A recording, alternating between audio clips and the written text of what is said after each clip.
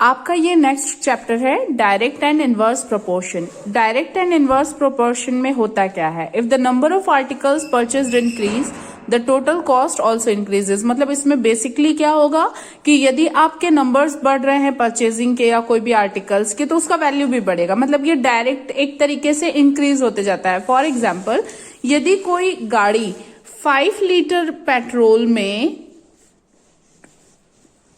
45 kilometre का mileage देती है, ठीक है, तो वो 10 में कितना देगी? डेफिनेटली 90 का देगी। और वो जैसे जैसे ये नंबर्स इंक्रीज होते जाएंगे तो इसकी क्या होते जाएगी?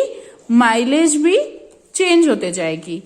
तो ये एक तरीके से होता है डायरेक्ट इनवर्स, जो कि क्या करता है? डायरेक्ट इफेक्ट करता है। तो चलो हम लोग पहले इसके बेसिक क्वेश्चंस बना लेते हैं अपना एक्सरसाइज 13.1 से। First question is in here, following is the car parking charges near a railway station. 8 hours 60 rupees, 4 hours 60 rupees, 8 hours 100 rupees, 12 hours 140, 24 hours 180. Check if the parking charges are in direct proportion to the parking time. तो अपन को इसमें क्या देखना है?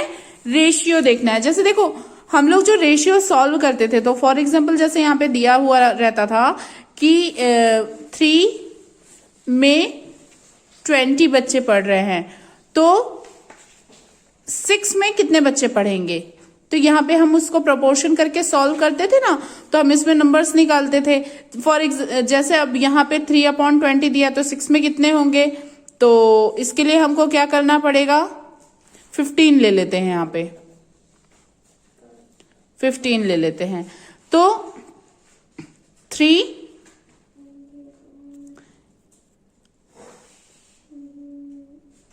Is to 15 है, is equal 6 is to ए है, ठीक है। तो ये 6 इधर चला जाएगा और ये इधर आ जाएगा, तो यहां पे क्या हो जाएगा? यहां पे जो फर्स्ट क्वेश्चन दिया उसके अकॉर्डिंग हम बनाते हैं numbers of hours. Numbers of hours, तो 4 8 12 24, okay.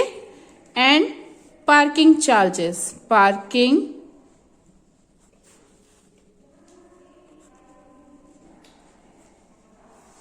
Charges in rupees, okay. तो ये कितना हो जाएगा?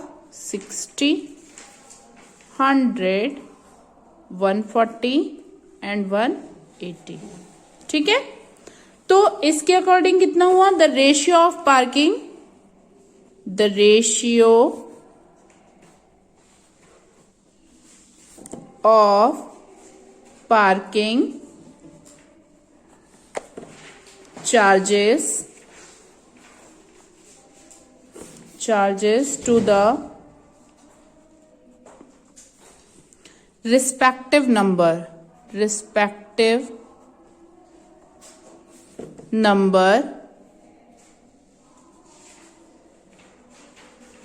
of hours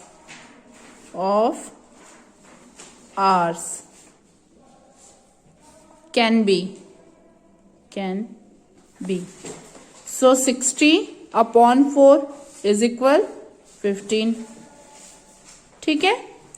100/8 is equal 25/2, ठीक है।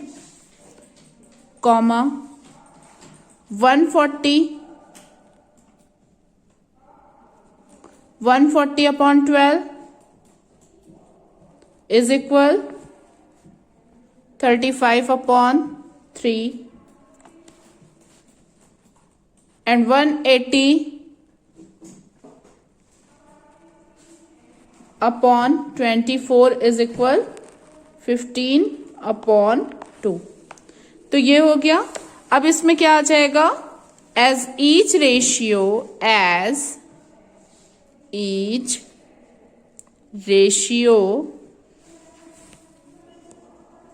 of parking charges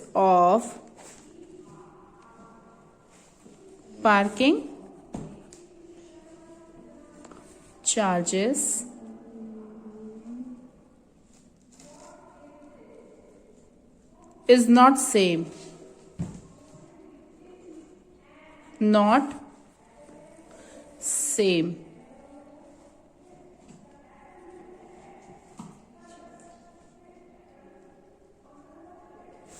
So they are not in a direct proportion, in a direct proportion. मतलब यदि यहाँ पे ना ये इसका रेशियो इक्वल होता तो ये क्या होता कि ये डायरेक्ट प्रोपोर्शन होता। मतलब जो डायरेक्ट प्रोपोर्शन में मेन क्या होगा आपका कि जैसे ये 6 है, ठीक है, तो यहां पे 12 आ रहा है, फिर ये 8 है तो यहां पे 16 आएगा, 9 है तो यहाँ पे 18 आएगा, 7 है तो यहाँ पे 14 आएगा। तो मतलब ये एक रेशियो में ही इंक्रीज होंगे, ठीक है। चलो अब क्वेश्चन नंबर 2 देखो आप। A mixture of paint is prepared by mixing 1 part of red pigment with 8 parts of base in the following table. Find the parts of the base that need to be added. तो हमको यहाँ पे इसके parts को बताना है। तो चलो अपन इस क्वेश्चन को सॉल्व करते हैं। क्वेश्चन नंबर 2, मैं आपको इसमें क्वेश्चन नंबर 2 बताती हूँ, क्वेश्चन नंबर 3 भी बताऊंगी, देन मैं आपको क्वेश्चन नंबर 8 बताऊंगी। तो ये आपका डायरेक्ट प्रोपोर्शन वाला हो जाएगा और फिर अपन लोग इनडायरेक्ट प्रोपोर्शन के बारे में 13.2 का रीड करेंगे। ओके, तो आज ही आपका ये वाला चैप्टर कंप्लीट हो जाएगा। तो चलो अपन स्टार्ट करते हैं।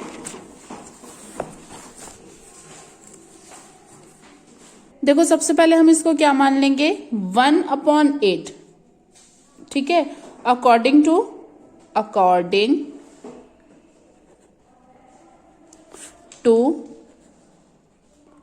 Direct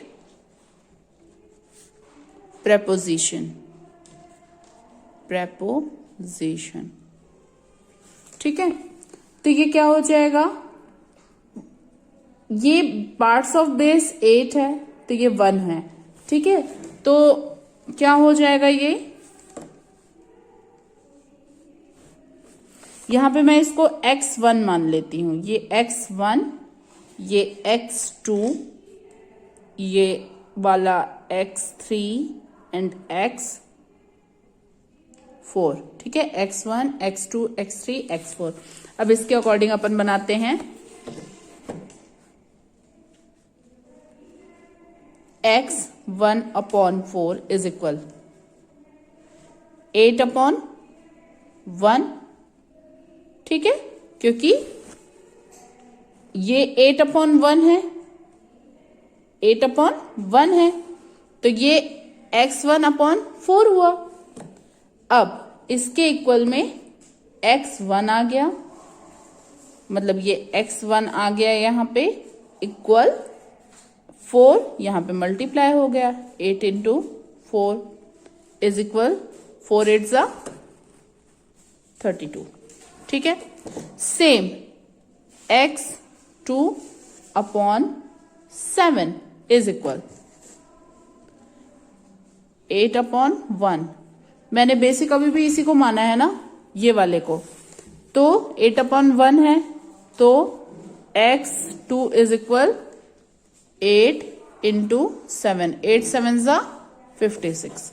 next x3/12 is equal 8/1 is equal x3 is equal 8 × 12, 12 8 =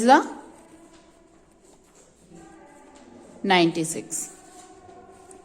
Then x4/12 is equal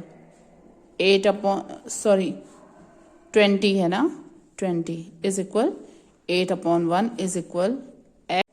तो ये x अब 4 8 × 20 हो गया इज इक्वल 8 20 सा, तो अपन 28 करने से बेटर 28 कर लेते हैं तो 28 हो जाएगा 160। ओके, तो ये हमारे सारी x की वैल्यू यहाँ पे निकल के आ गई। ओके, तो आप आपको इसको चार्ट बनाएंगे, आप फिर से यहाँ पे ऐसे करके आप लोग एक चार्ट बनाएंगे जिसमें आप लोग इसको फिल करेंगे, ऐसा वाला जिसमें x1 x2 x3 x4 की वैल्यू। तो अब अपन बनाते हैं question number 3।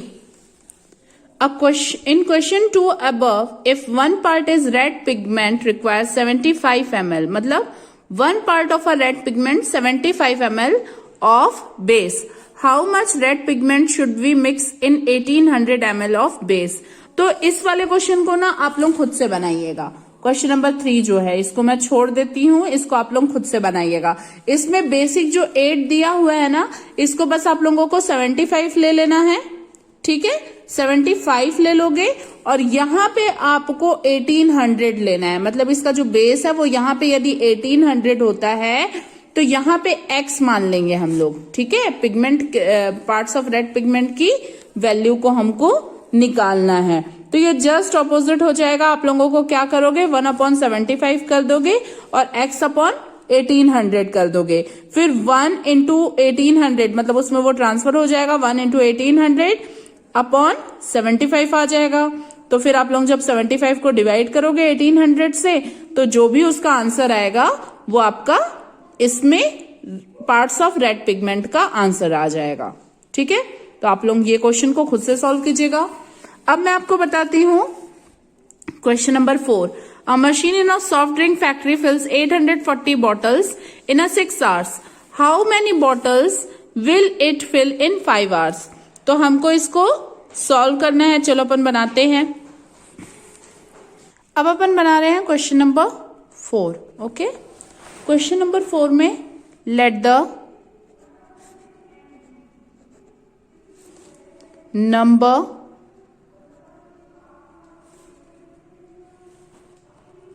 by the machine, let the number of bottles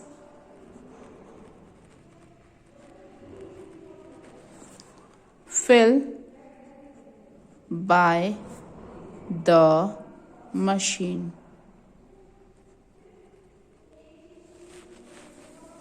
B. Machine in 5 hours. In 5 hours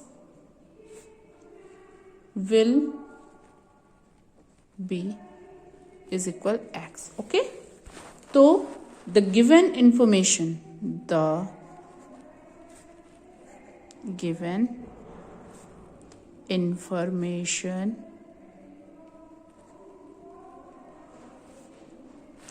in the form of a table, information in the form of a table will be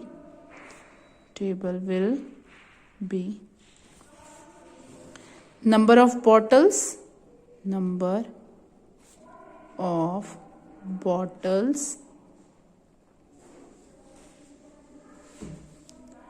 840 and x.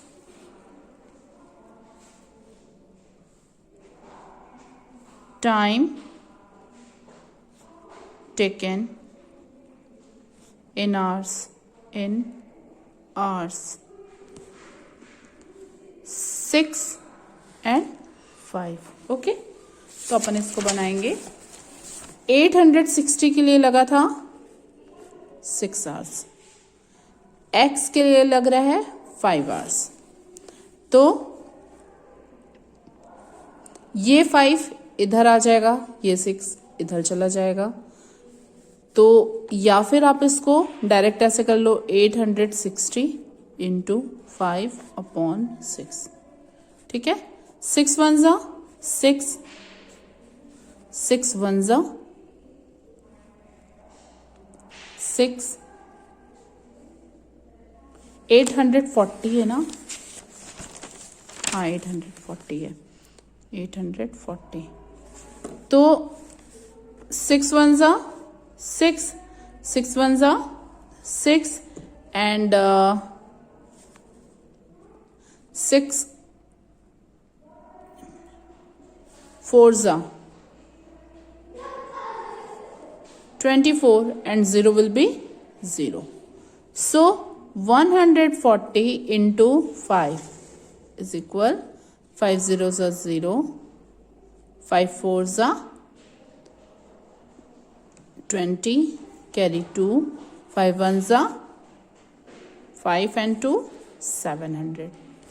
So answer will be thus 700 bottles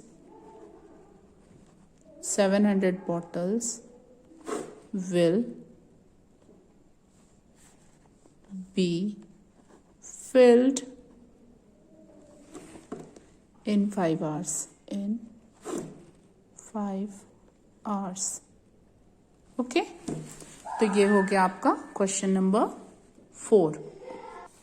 अब देखिए आप question number 8. Rashmi has a road map with a scale of 1 centimetre representing 18 kilometre. She drives on a road for 72 kilometer. What would be her distance covered in the map?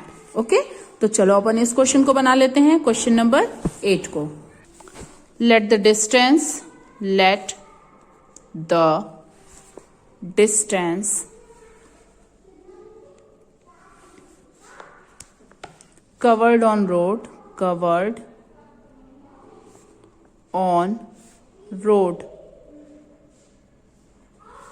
तो ये 18 आ गया और इसका 72 आ गया. Distance represented on map. Distance represented on map. ठीक है, तो 1 और ये आ गया x. The distance covered the distance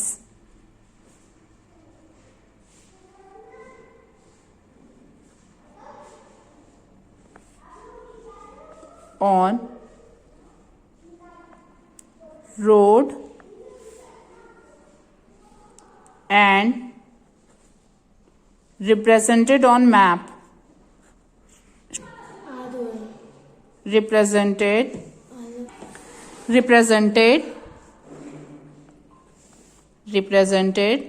on map. Okay, so it will be 18 upon 1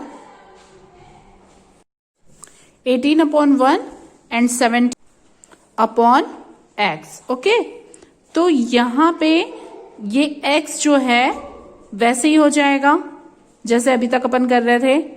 तो x is equal 72 upon 18.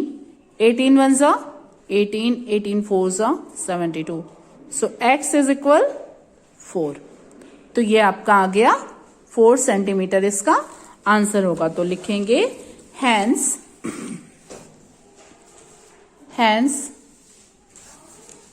The distance covered by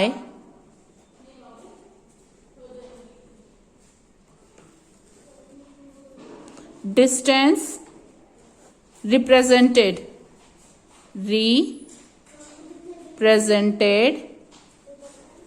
on the map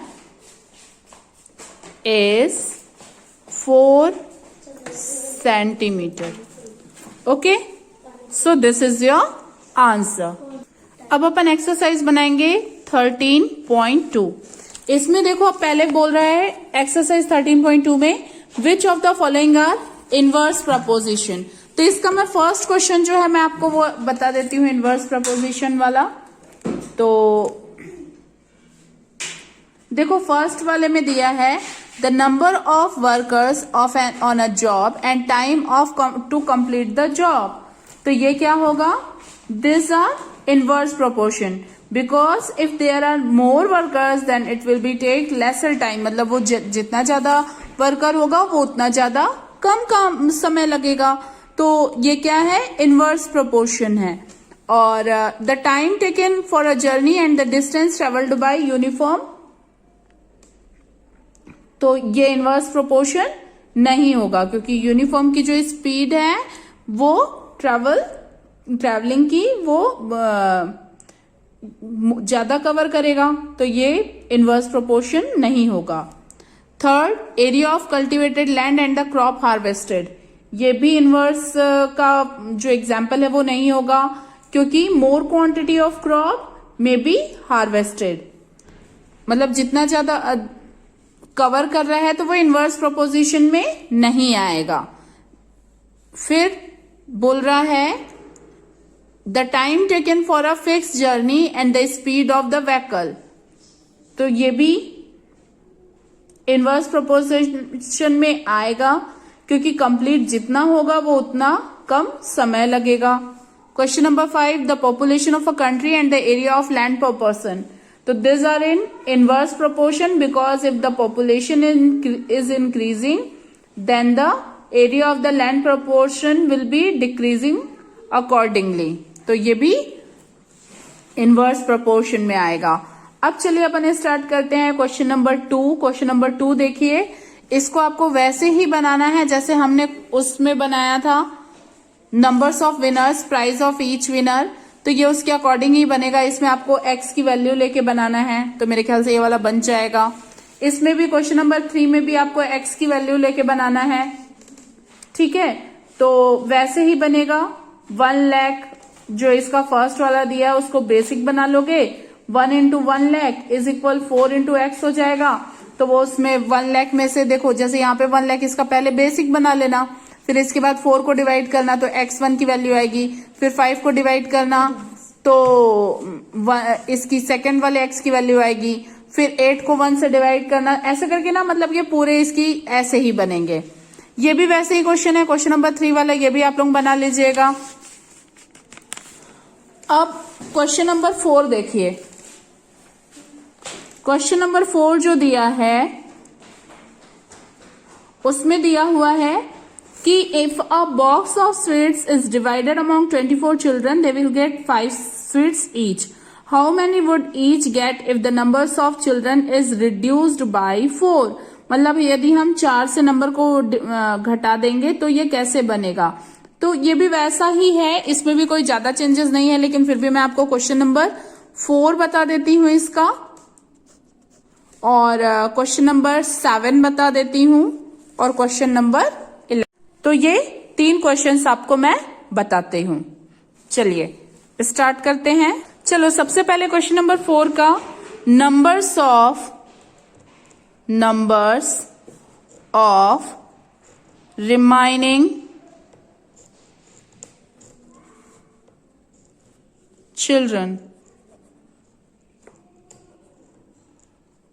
is equal 24 minus 4 is equal 20. Let the number, जैसा हम पिछला बना रहे थे ना ये वैसा ही बनेगा, इसमें भी कोई चेंजेस नहीं है, लेकिन फिर भी मैं आपको बता दे रही हूं ताकि कोई भी डाउट होने से आप लोग बना सको। Let the number of sweets